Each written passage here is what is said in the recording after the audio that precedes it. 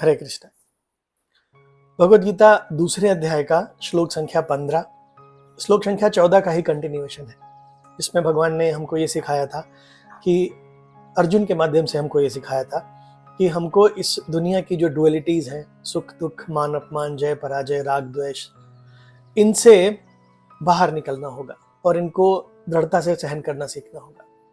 इस श्लोक में भगवान उस व्यक्ति का परिचय दे रहे हैं या उसकी परिभाषा बता रहे हैं जो वास्तव में अमरता का अधिकारी है। अमरता मतलब मुक्ति, और मुक्ति वास्तव में ऐसा नहीं है कि वो मृत्यु के बाद ही अचीव करने की चीज़ है, वो तो खैर निश्चित रूप से होगी ही, लेकिन इस जीवन में वो रहते हुए भी ऐसे जिएगा जैसे मुक्त पुरुष जीते हैं। यम हिना व्यथयन्ते ते पुरुषम पुरुषर्षभा सम दुख सुखम धीरम सोमृतत्वाय कल्पते। हे पुरुष श्रेष्ठ अर्जुन, जो पुरुष सुख और दुख में विचलित नहीं होता और इन दोनों में संभाव रखता है, वह निश्चित रूप से मुक्ति के योग्य है। मान लीजिए कोई व्यक्ति समुद्र के किनारे खड़ा हो और इस बात का इंतजार कर रहा हो कि कब वो समय आएगा जब ये समुद्र की जो लहरें एक के बाद एक आ रही हैं, ये खत्म हो जाएंगी, तो वास्तव में उसको मूर्खी कहा जाएगा। क्यों? क्योंकि समुद्र की लहरें कभी खत्म नहीं होंगी। और उसी तरह इस दुनिया की जो डुअलिटीज है, यानी सुख दुख, मान अपमान, जय पराजय, यश अपयश, स्वास्थ्य बीमारी, ये जब तक हमारा एग्जिस्टेंस है तब तक ये आती ही जाती रहेंगी, एक के बाद एक।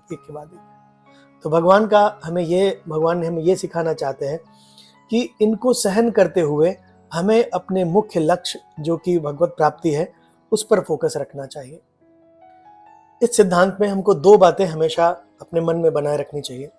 नंबर 1, ये लहरें चाहे जितनी आए हमारे जीवन में, ये हमारे वास्तविक अस्तित्व यानी आत्मा को कभी भी हार्म नहीं कर सकती। और नंबर 2, कितना ही भयानक तूफान क्यों ना आए, लहरें कितनी ही ऊंची क्यों ना हो, लेकिन हमारे मन में ये दृढ़ विश्वास रहना चाहिए कि ये अनकंट्रोल्ड नहीं है, ये भगवान की व्यवस्था है और ये पूरा विश्व, पूरा संसार उनके हाथों में है। और हमारे जीवन में जो परिस्थितियां आई हैं, इसके पीछे जरूर उनका कोई प्रयोजन होगा। ये दृढ़ विश्वास हमको अगर है तो हम निश्चित रूप से इनको पार करके अपना लक्ष्य जो भगवत प्राप्ति है उस पर फोकस अपना बनाए रख सकेंगे। हरे कृष्ण।